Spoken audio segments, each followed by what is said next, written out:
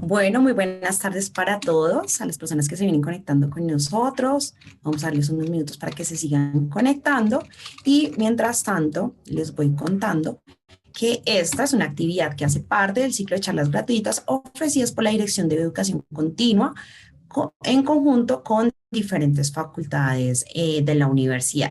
En este caso, estamos en conjunto con la Facultad de Ciencias.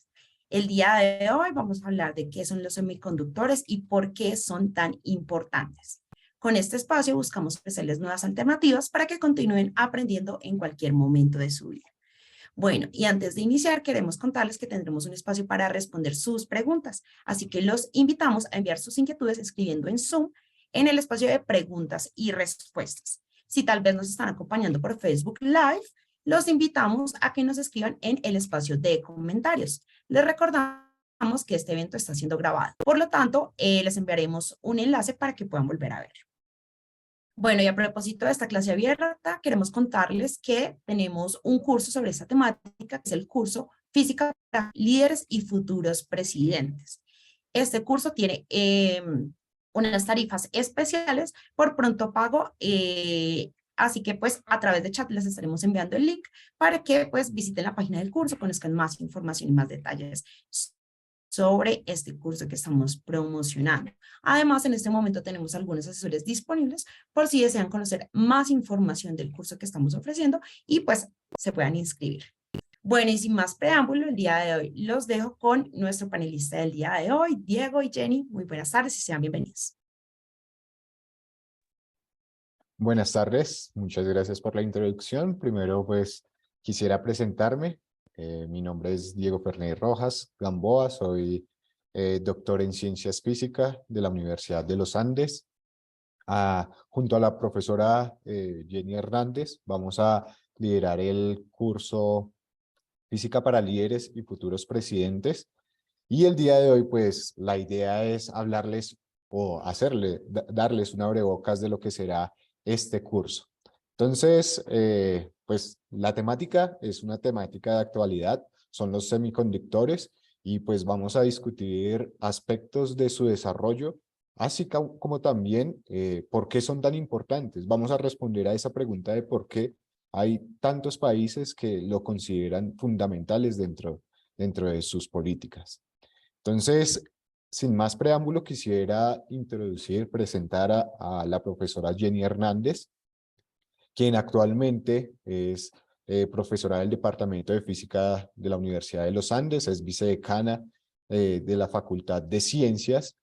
La profesora Jenny Hernández tiene un doctorado en física del Trinity College de Dublín, de Irlanda. Su campo de investigación se centra en el estudio de materiales basados en carbón, y pues esto la ha llevado a que haga parte como a ser miembro de la Sociedad para la Investigación en Materiales de los Estados Unidos. Entonces quiero darle la bienvenida a la profesora Jenny Hernández y que nos comparta pues su trabajo y su percepción frente a los semiconductores y su importancia.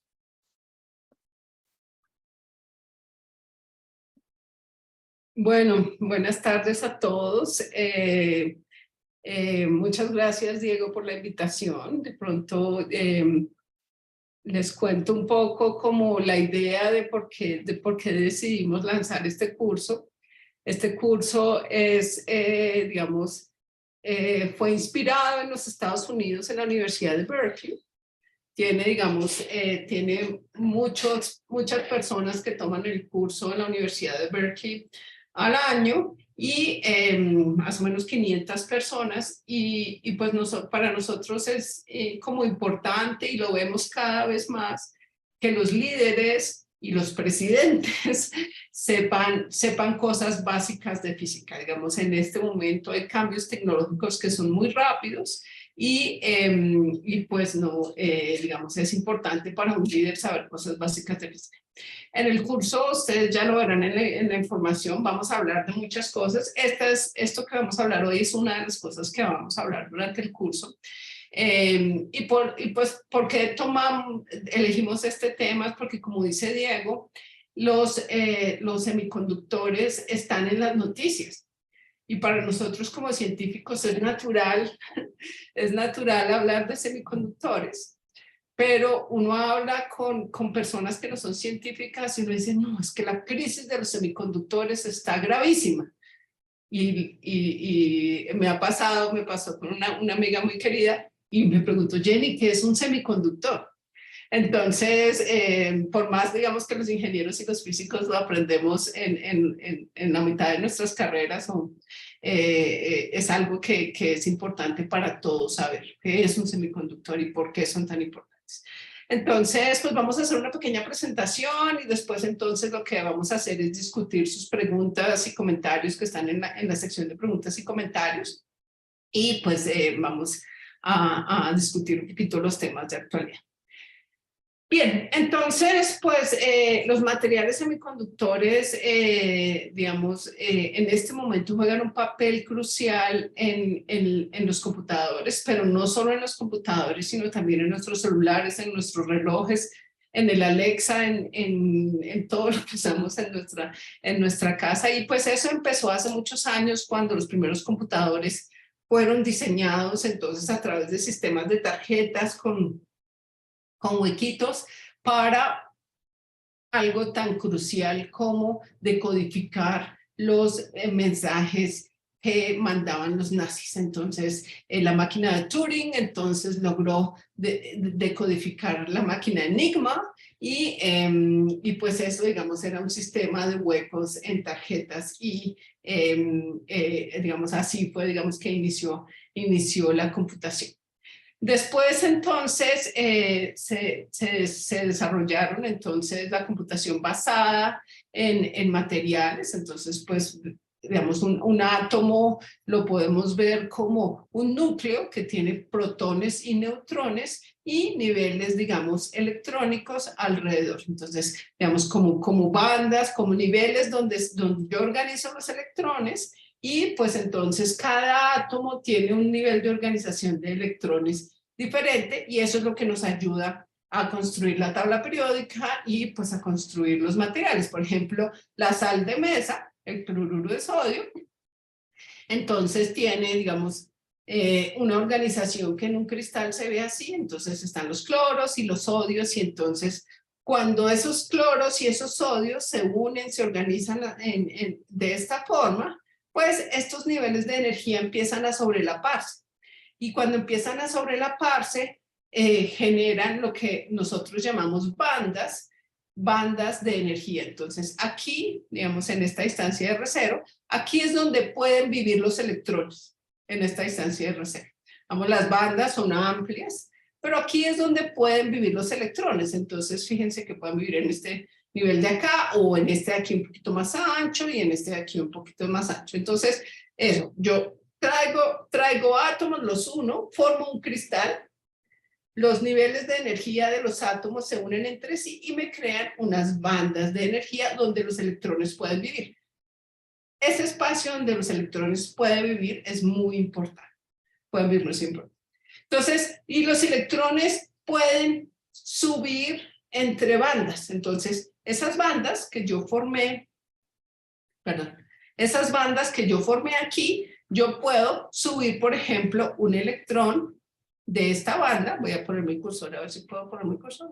Bueno, un electrón de esta banda, de la banda de la mitad a la banda de arriba, simplemente dándole una energía suficiente para poderlo subir, porque en el intermedio no puede vivir. Tiene que estar en una banda gris. Entonces, lo subo de una banda gris a otra banda gris. Entonces, tengo que dar suficiente energía para subirlo. Si la energía que le doy es muy poquita, no subo. ¿Bien? Entonces, ¿por qué? La mecánica cuántica impide que los electrones vivan en el intermedio. Entonces, yo puedo hacer saltos que yo llamo directos. Por ejemplo, este salto que dice aquí direct, entonces es un salto directo. O puedo hacer un salto de ladito, que nosotros lo llamamos indirecto, y que tienen que ver con, pues digamos, el número de onda de los electrones. Entonces, No importa si, o sea, ese número de onda de pronto en este momento no nos importa, pero yo puedo hacer un salto directo o un salto de ladito. Entonces es el salto indirecto. Entonces, fíjense que para el salto directo es mucho más grande que el salto indirecto.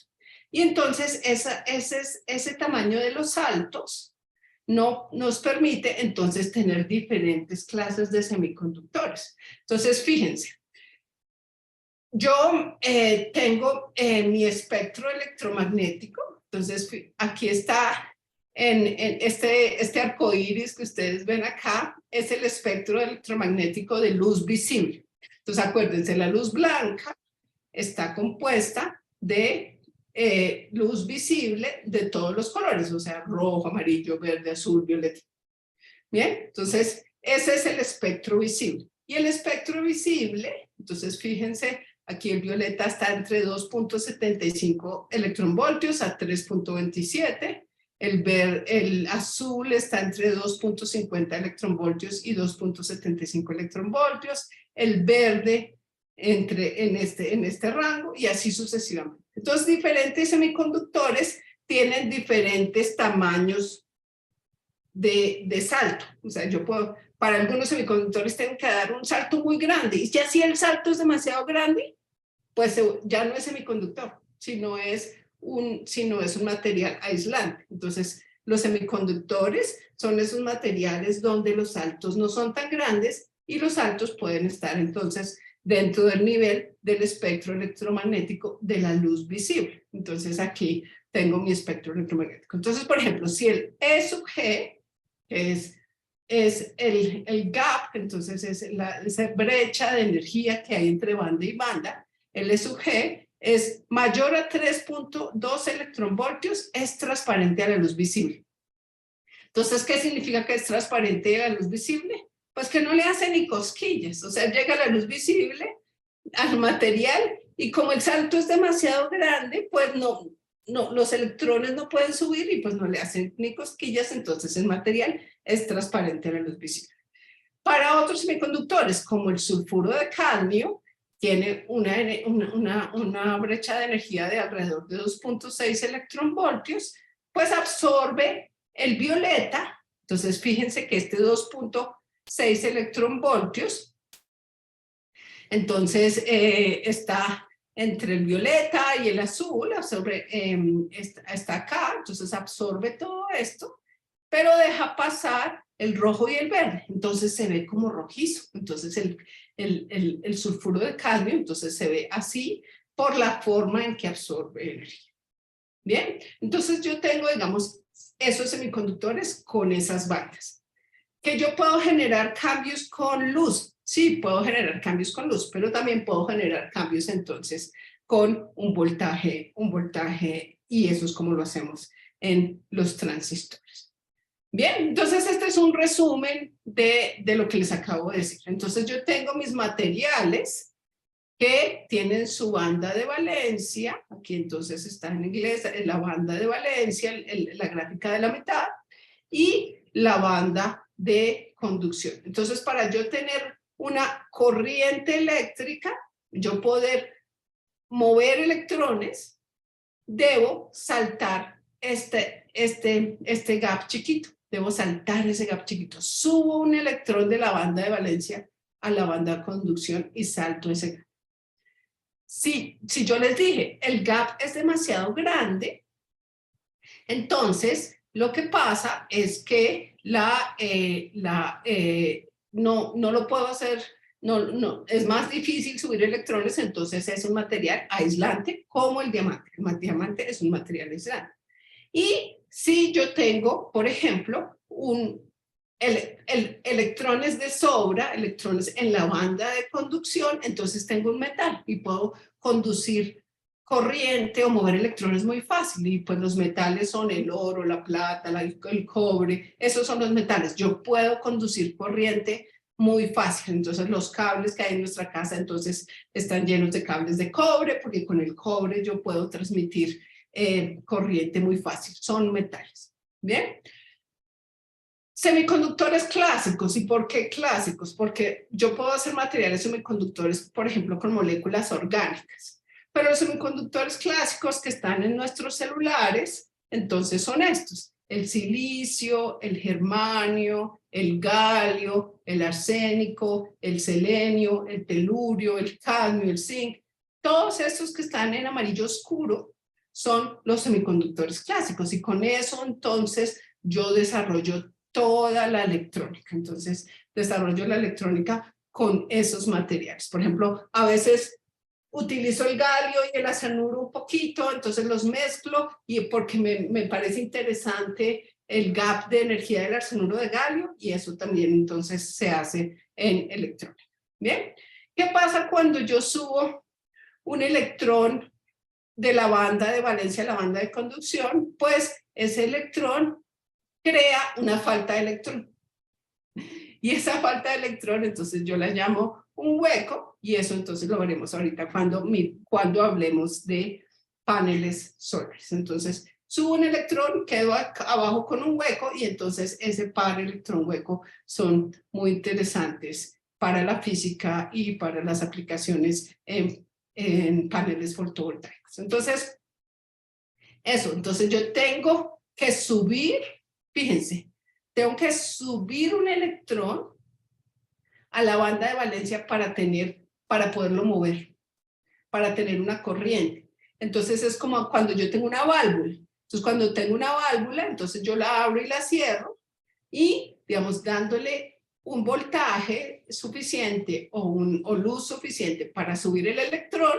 entonces yo abro la válvula. Entonces yo puedo abrir y cerrar la válvula simplemente modulando el voltaje, o digamos modulando el tipo de luz que utilizo. Bien, para los materiales semiconductores yo puedo hacer que tengan electrones de más. Si yo quiero un material que tenga electrones de más, entonces por ejemplo tengo el germanio. Entonces en un cristal de germanio yo lo que hago son pequeñas sustituciones de átomos de arsénico, de tal manera que me queda como si fuera un germanio más pesadito con un electrón extra. Entonces estos son los semiconductores con exceso de electrones, o los llamamos nosotros dopados tipo N. O puedo hacer al revés. Puedo tener un cristal de germanio al que le cambio un germanio por un galio, y entonces cuando cambio el germanio por el galio, entonces lo que pasa es que el galio tiene un número atómico más pequeño, y entonces como tiene un número atómico más pequeño, entonces me queda como si fuera un germanio al que le falta un electrón. Y entonces ahí lo que tengo es un material al que le faltan electrones, o pues diciéndole, o le sobran huecos, y como le sobran huecos lo llamamos un material dopado tipo P. Y eso es muy importante, digamos, para hacer diodos, para hacer celdas solares. Entonces eso, entonces tengo mis materiales semiconductores, que son los que tienen esa brecha de energía más o menos razonable, que no tienen electrones en la banda de conducción, que yo tengo que hacer algo para subir electrones a la banda de conducción, y puedo tener materiales semiconductores con exceso de electrones o con exceso de huecos, y entonces con eso hago toda la electrónica. Entonces como ya pueden ser ingenieros electrónicos, con eso hago la electrónica. Bien, entonces eso permitió que en 1947 en los laboratorios de Bell Labs en Estados Unidos se desarrollara el primer transistor. Entonces con un material semiconductor, entonces se aplicaba el voltaje para subir los electrones de la banda de valencia a la banda de conducción y poder tener una corriente. Entonces por eso estos tres investigadores ganaron el premio Nobel de Física. Entonces por el desarrollo del transistor. Y como les dije, cuando uno tiene materiales semiconductores que tienen o exceso de electrones o exceso de huecos, por ejemplo, yo hago una juntura, se llama una juntura, donde tengo un material tipo N, entonces le sobran electrones, y un material tipo P le sobran huecos. Entonces lo que pasa es que al final, entonces hay una zona donde ese desbalance, entonces se une y entonces eso se llama la zona de depleción. Y entonces yo lo que puedo hacer es tener corriente en una dirección y no tener conducción en la otra dirección. Entonces eso, digamos, me sirve para hacer diodos o me sirve para hacer entonces transistores. Digamos, esto es como yo tengo mis transistores, entonces tengo mi emisor, de ahí es que voy a sacar el electrón, la base que me ayuda me ayuda a darle energía para jalar el electrón, y el colector es a donde me llega ese electrón extra y ya lo muevo al otro lado. ¿Listo? Entonces yo lo que hago es esto, yo lo que hago es abrir y cerrar la llave como con transistores o con los diodos. ¿Listo? Entonces yo lo que abro es abrir y cerrar la válvula con los transistores y los diodos. Y eso me permite hacer toda la electrónica y me permite hacer entonces toda la computación binaria. Entonces fíjense que cuando yo cierro la llave, cuando no aplico el voltaje, tengo un 0, pero si aplico el voltaje tengo un 1 y así sucesivamente. Tengo ceros, unos, ceros, unos. ¿Bien? Entonces abriendo y cerrando la llave. Y pues ya, con el circuito, con el transistor, con el desarrollo de transistor, pues se pudo desarrollar el primer circuito integrado, entonces haciendo, digamos, con silicio, haciendo las conexiones, y pues eso fue evolucionando muy rápidamente. Tan rápidamente que en 1965, Gordon Moore dijo entonces que el número de transistores en un computador se iba a doblar cada 2 años, que se iba a multiplicar por 2 cada 2 años, el número de transistores en un computador. Y fíjense que con el tiempo eso ha sucedido. ¿Cómo ha pasado? La ley de Moore sigue, aquí ya está un poquito más lenta, pero entonces el número de transistores. ¿Cómo ha cambiado el número de transistores? Miren, empezamos en 1970 con 1000, después 5000, y así 50.000, y ahorita estamos en los 50 billones, decimos en español, 50 billones de transistores en un chip de computador. ¿Listo? Entonces, ¿por qué se puede hacer todo eso? Imagínense uno tener 50 billones de transistores en un computador. ¿Por qué funciona? ¿Por qué podemos hacer eso en tecnología? Entonces, fíjense que aquí está esfuerzo en el eje X. En el eje X está esfuerzo, inversión o tiempo. Y en el eje Y está rendimiento para una tecnología de datos. ¿Bien? Entonces, así empieza. Yo empiezo con mi tecnología, hago lo que sé hacer, pero digamos, en este hombrito ya llego al límite de lo que sé hacer. Necesito algo nuevo. Entonces, aquí va la investigación aplicada, pero para que yo pueda seguir creciendo, necesita que ocurra algo. Que ocurra algo.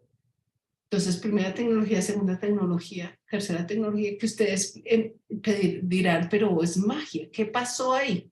Pues pasa que se hace investigación fundamental. Los países invierten dinero en investigación fundamental. Y esa investigación fundamental rompe paradigmas en la forma en que se hacen las cosas en la industria y permite entonces que la tecnología siga creciendo.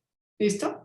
Entonces, por eso es muy importante las ciencias básicas, porque necesitamos que estos puntos de inflexión ocurran para que la tecnología pueda seguir creciendo. ¿Bien? Entonces, por eso funciona. Entonces, claro, pasamos, entonces si ustedes se dan cuenta, pasamos de esto tan feito que se ve acá a la parte de arriba que se ve muchísimo más organizado, muchísimo más organizado. ¿Listo? Entonces, gracias a la investigación fundamental. Y pues, realmente es una cosa de fabricación. Entonces, yo empiezo a fabricar, entonces este chip de acá tiene 1000 transistores, este tiene 1000 transistores, este de acá abajo tiene 4500 transistores, este de acá tiene 42 millones de transistores y este de acá tiene 995 millones de transistores.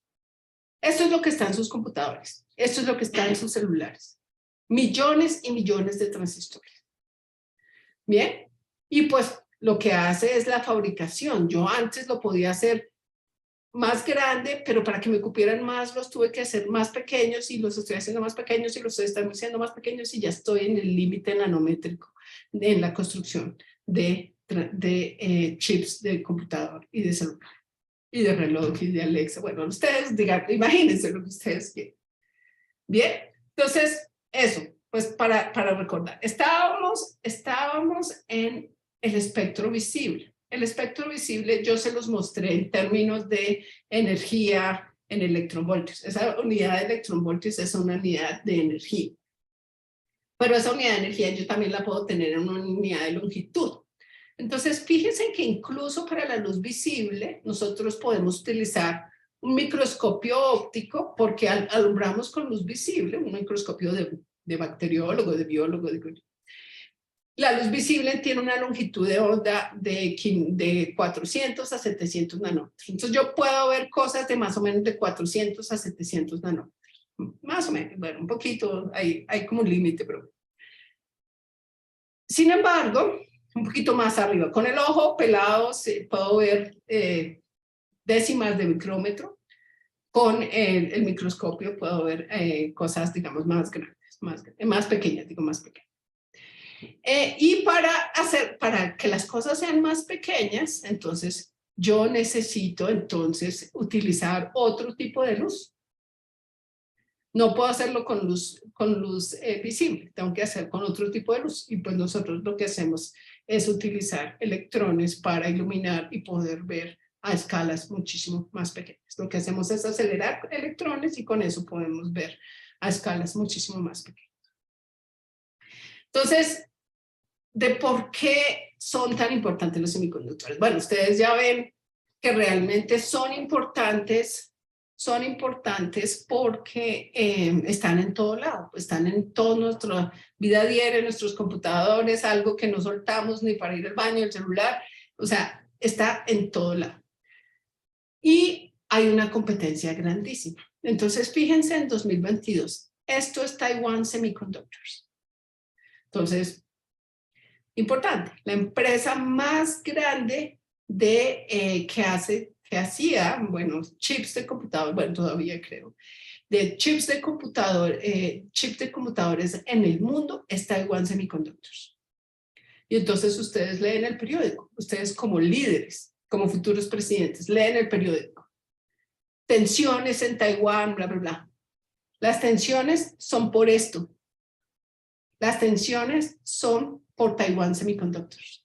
Es por eso son las tensiones entre China y Taiwán, y por eso Estados Unidos entonces ahí como que apoya a Taiwán, o sea, como que sí, como que no. Eso es lo que está pasando en este momento en las noticias. Bien, después sigue Samsung Electronics, Intel, Qualcomm, Broadcom, Nvidia. Que quiero hablar de Nvidia. Nvidia es una compañía de Estados Unidos que hace semiconductores, ¿sí? Y esto pasaba en 2022. Fíjense dónde estaba Nvidia en 2022. Pero la competencia era ruda, era una competencia de vida o muerte. Entonces, ¿cómo estaban creciendo las compañías de semiconductores en 2022? Entonces, fíjense, AMD estaba creciendo 122%, Nvidia 100%, MediaTek 74%, Taiwan Semiconductors estaba tan solo creciendo el 66%. Infineon también es una compañía que está en Alemania, o sea, estaba creciendo tan solo el 32%. Es un crecimiento grandísimo. En 2022, y porque había la presión, nosotros nos reactivamos de pandemia en 2021, y cuando salimos, llegamos y la gente hablaba de la crisis de los contenedores, ¿no? Es que los contenedores quedaron atrapados en no sé qué países y entonces teníamos esa crisis. Pero también teníamos la crisis de los semiconductores de la que yo le hablaba a mi amiga, y ella, ¿qué es un semiconductor? Entonces, y es porque había mucha demanda. había mucha demanda de semiconductores y poca oferta. Entonces, por eso la competencia estaba tan grande. Y uno iba a comprar un carro y no había carros. Y no había carros era porque no había semiconductores para hacer el computador que ahora traen los carros. Entonces, no había semiconductores. ¿Qué pasa en 2023? Fíjense cómo creció NVIDIA. NVIDIA creció rapidísimo. Ahora es una compañía de $1 trillón de dólares. Y entonces estas son las compañías de Estados Unidos. La otra está en Taiwán, entonces no está en esta gráfica. Estas son las que están en Estados Unidos. Fíjense el tamaño de NVIDIA en Estados Unidos. Entonces, ¿y por qué? Porque ahora, digamos, ahora queremos hacer más cosas con inteligencia artificial. Necesitamos esa capacidad de cómputo. Y como necesitamos esa capacidad de cómputo, necesitamos los semiconductores. ¿Listo? Entonces, eso para el caso de los computadores. Ahora miremos el caso de los paneles solares. Entonces, en un panel solar, yo normalmente lo que tengo es un material cuya brecha de energía está en el rango de la luz visible. Entonces me llega la luz del sol, y en ese material yo puedo subir electrones de la banda de valencia a la banda de conducción y puedo tener eso. Entonces yo lo que hago en un panel solar es aprovechar que subí ese electrón. Cuando subo ese electrón creo una diferencia de potencial, o sea, un voltaje, por eso se llaman paneles fotovoltaicos. Y yo lo que hago es sacar ese electrón lo suficientemente rápido antes de que decida bajar a su posición de equilibrio. Entonces, así funciona un panel solar. Yo tengo una juntura semiconductora, NP, y un material activo. Y así saco los electrones. Y pues entonces tengo entonces una corriente. Yo lo que necesito tener es una corriente y saco los electrones con luz solar. Los paneles solares tienen diferentes ¿cómo se dice? Tipos de paneles solares. Yo puedo hacer paneles solares con semiconductores tradicionales, como silicio, arsenuro de galio, junturas con cadmio, telurio. Entonces, esas son las solares de primera generación. Bueno, esas son de primera generación, silicio tradicional, altas eficiencias, de película gruesa, altos costos y huella de carbono. La huella de carbono aquí es muy importante.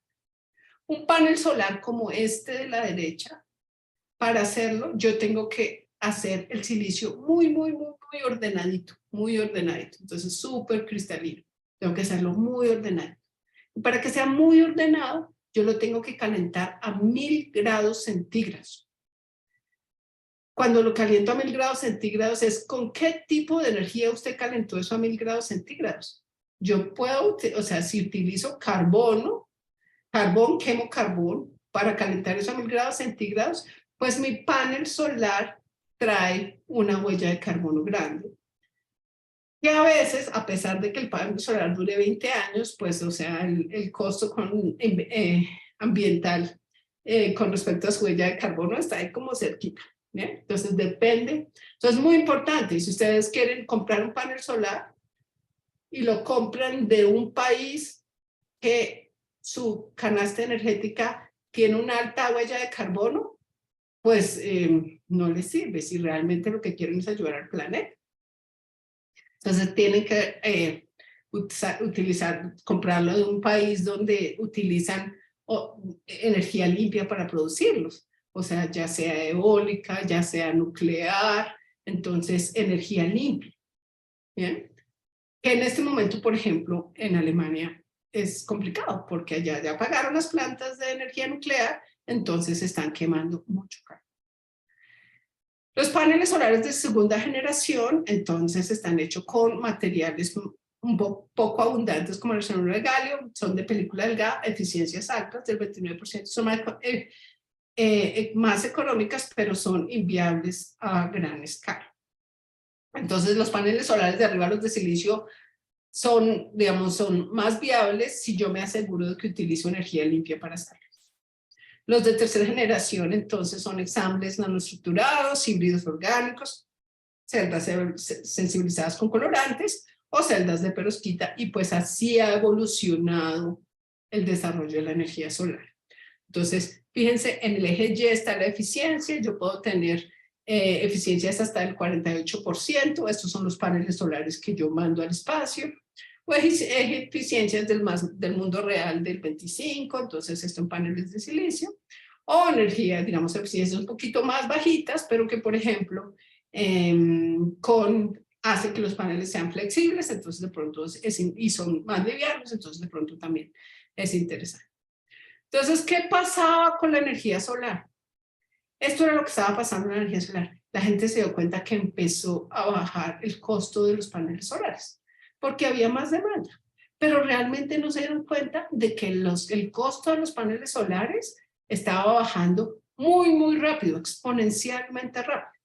Entonces, China tiene campos gigantes de paneles solares. Arabia Saudita, que nada en petróleo, tiene campos gigantes de paneles solares, pero no necesariamente porque quieran ayudar al ambiente, sino porque el costo de la energía solar está muy bajo. Los paneles solares están muy, muy, muy baratos. Entonces, es una oportunidad, pero también hay que mirar cómo produjeron el panel solar, qué huella de carbono tiene. Y ya, en estas últimas diapositivas que les queremos mostrar, entonces es eso, cómo evoluciona la tecnología. Entonces, los científicos tenemos curiosidad, hacemos descubrimientos, eso hace que yo pueda hacer un avance tecnológico, que pueda hacer innovación, eso crea riqueza, pero después, la riqueza, entonces esta innovación, entonces se deprecia un poquito, entonces tengo que hacer nuevos descubrimientos y así sucesivamente. Pero nos gusta más esta gráfica. El descanso, esta palabra significa descanso, qué pena que la dejé en inglés. Esto significa descanso. La ciencia crea tecnología, innovación y riqueza. Esa tecnología, innovación y riqueza me permite descansar. Y como me permite descansar, yo puedo tener curiosidad. Me puedo sentar debajo del arbolito que me caiga la manzana. Y como tengo curiosidad, entonces puedo hacer más ciencia. Y eso entonces me permite hacer de nuevo tecnología, innovación y riqueza, creación de riqueza. Entonces, eso, digamos, eso es del desarrollo de tecnología y porque es importante, digamos, invertir en ciencias básicas. Y ya, entonces, más o menos, digamos, estos de los temas que hablaríamos en el curso de Física para Futuros Presidentes. Nos gusta que las personas que tomen este curso estén al día con las noticias científicas, con los últimos avances científicos, pero también que les permita ver un poquito la perspectiva de lo que está pasando en este momento. Entonces, geopolítica, si quieren, un poquito de perspectiva. Entonces, eso era lo que les queríamos contar. Muchas gracias y entonces Diego nos ayuda entonces con las preguntas. Ok, muchas gracias, profesora Jenny.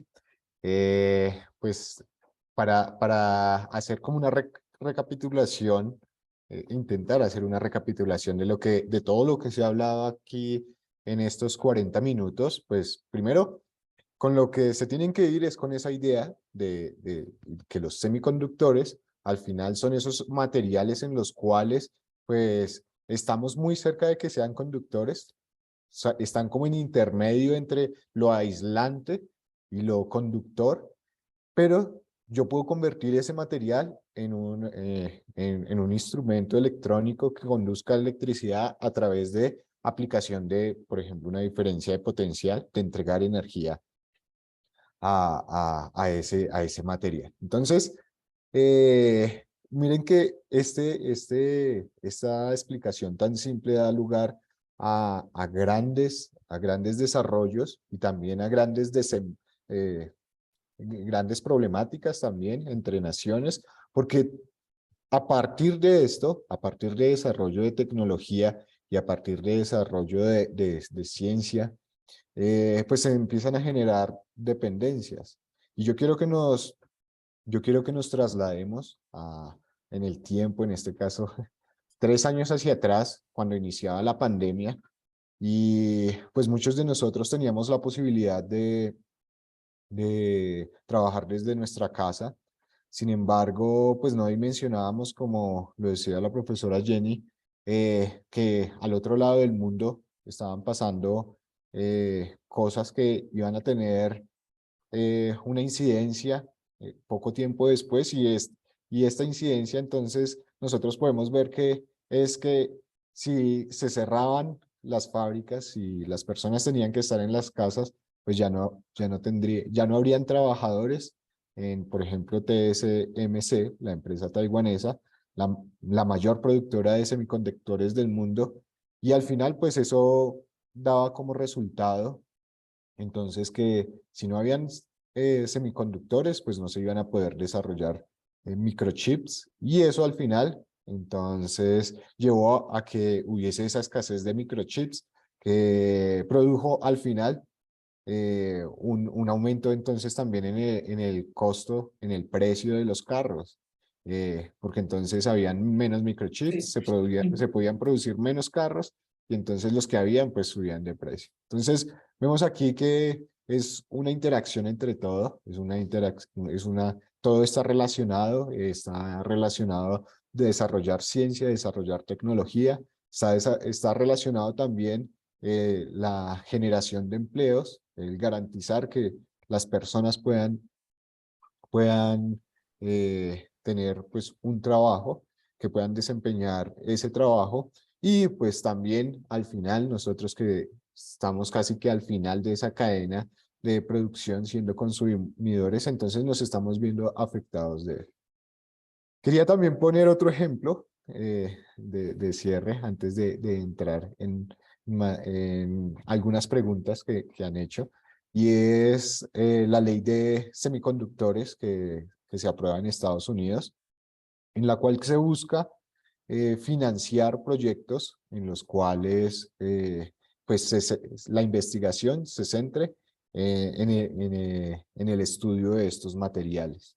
Entonces vemos también que no es solo que nosotros nos vayamos a ver afectados por la producción de estos materiales, sino que también las naciones ven fundamental que sea en su país, como en Estados Unidos, como en Europa, como en China, como en las grandes productoras de chips y microchips, hay también Corea del Sur, Japón, Taiwán, ¿cierto? Todas estas naciones pues están preocupadas por hacerse de la tecnología de punta.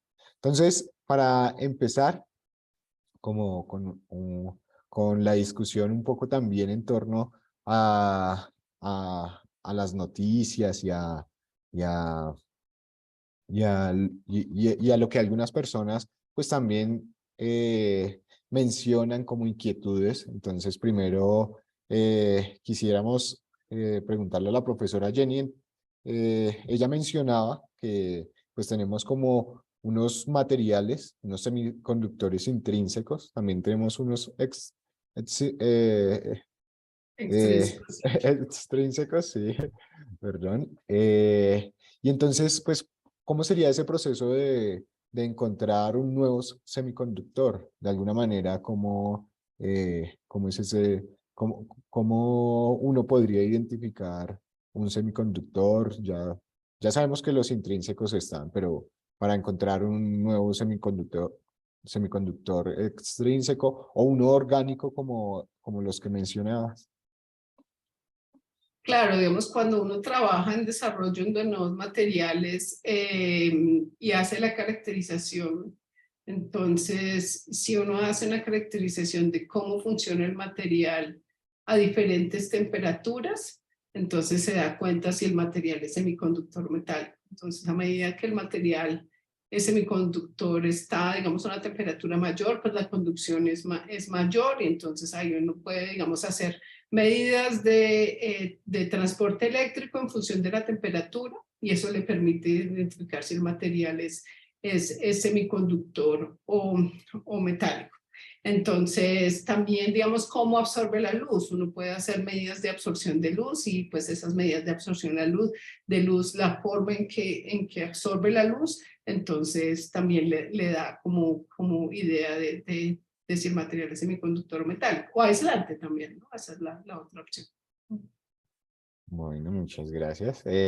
También hay una curiosidad, algunos plantean como la curiosidad de esta tecnología, pues al final va a quedar solo para los países desarrollados, los países que mencionábamos ahorita, o en el caso pues de Colombia, qué estudios se están haciendo o qué se ha logrado en este campo. Claro, digamos, o sea, nosotros siempre, digamos, hablamos de la importancia digamos, de que nos montáramos en la ola de la microtecnología, digamos, al principio de los chips. Y ahorita, digamos, como han evolucionado los transistores, creo que lo que podemos hacer como nación es una inversión gigante en en investigación básica que nos permita hacer esos cambios. Y entonces, cuando uno se monta al principio del cambio, puede hacer desarrollo tecnológico muy rápidamente. Entonces, digamos, si yo les dijera ahorita, no, montémosle la competencia a NVIDIA, entonces, no digo que no es posible, porque nada es imposible. Sin embargo, el esfuerzo es demasiado grande para donde ellos están en este momento en términos de fabricación. Entonces, digamos, yo lo que haría sería como invertir en ciencia básica para que haya digamos, cambios de paradigma, de desarrollos que podamos hacer y ahí montarnos en esa ola. Entonces, que de pronto no necesariamente es en semiconductores, sino en otra cosa, no sé, computación cuántica, cosas de esas. Bueno, gracias. Hay una pregunta en la cual pues un estudiante está iniciando su carrera y dice que pues si es necesario, estas temáticas que se van a abordar en el curso pues son necesarias para alguien que apenas está iniciando su carrera y pues podemos aprovechar esta pregunta también para extender a pues cualquier campo y a cualquier pues nivel de educación y de intereses, sería este curso es apropiado entonces para estudiantes, para profesionales, ¿cuál sería el target o la población a la cual se iría dirigido el curso de física para líderes y futuros presidentes? Claro, para un estudiante es fundamental. Me gusta muchísimo esa pregunta porque, digamos, es importante para nosotros, digamos, como para los científicos, los ingenieros, los estudiantes, que tengan una visión amplia de lo que está pasando en el mundo y los cambios, digamos, tecnológicos ahorita van a ser muy acelerados. Entonces, para un estudiante que está empezando su carrera universitaria, este curso es perfecto, lo puede tomar y pues eso, digamos, lo mantiene al día en las noticias, digamos, del mundo y lo hará un mejor profesional, lo hará mucho mejor profesional. Este curso también está abierto para profesionales de todas las áreas. No, digamos, no, digamos, aunque no prometemos que en algún momento, algún día no les pondremos una ecuación, pero en general es un curso, digamos, donde nosotros les queremos dar, digamos, una cosa de órdenes de magnitud, de cómo funciona, digamos, donde realmente les explicaremos cosas básicas sin tanta matemática. Entonces, para cualquier profesional, para estudiantes iniciando su carrera. Sí, por supuesto. Entonces, es un curso al cual pues queremos invitar a todas las personas porque, como lo menciona la profesora Jenny, es un curso transversal a todas las problemáticas actuales. Transversal porque las problemáticas a las que nos enfrentamos como cambio climático, como seguridad informática, como los desafíos que nos trae la computación cuántica o el nuevo turismo, el turismo espacial y la nanotecnología que hoy se toca, pues va a ser una realidad. Va a ser una realidad que no solo va a ser hecha o va a ser discutida por las personas que desarrollan la ciencia en las universidades, en institutos de investigación, sino que, como hemos mencionado, pues nos va a tocar a todos, porque en este mundo globalizado hay una alta interacción, y esa alta interacción al final hace que la ciencia pues se intercepte con cuestiones políticas, con cuestiones económicas, con cuestiones sociales. Nosotros queremos con este curso presentar una visión científica, una visión desde la física a estas problemáticas, y cómo la ciencia, cómo la física puede aportar a resolver pues este tipo de problemáticas. Bien. Entonces, la invitación es para todas las personas que estuvieron el día de hoy, que nos acompañen en el curso. También, pues, no sé, unas últimas palabras de la profesora Jenny. No, pues agradecerle a todos los asistentes al curso, al seminario. Realmente, digamos, apreciamos que nos hayan acompañado. Fue un reto, ¿no? Digamos, como decir, bueno, ¿qué tema digamos, les hablamos? Entonces teníamos como varios, pero este de los semiconductores creemos que es un tema, digamos, que está en las noticias todos los días, así nos damos cuenta. Entonces, muchas gracias a todos, los esperamos en el curso y pues que pasen una muy buena noche.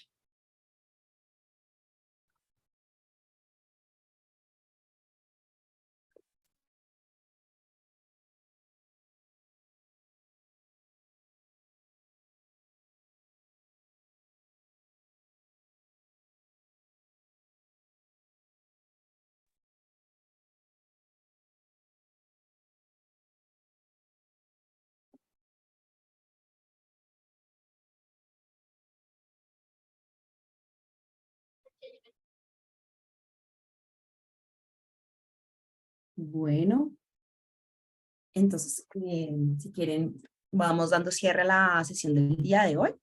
No sé si tal vez quisieran adicionar algo más antes de cerrar la sesión. No, Listo, vale. Súper, pues bueno. Entonces, a todos, de verdad, muchísimas gracias por acercarse a este espacio en la noche de hoy. Les recordamos que este evento fue grabado y que posteriormente les estaremos enviando el link para que puedan volver a verlo.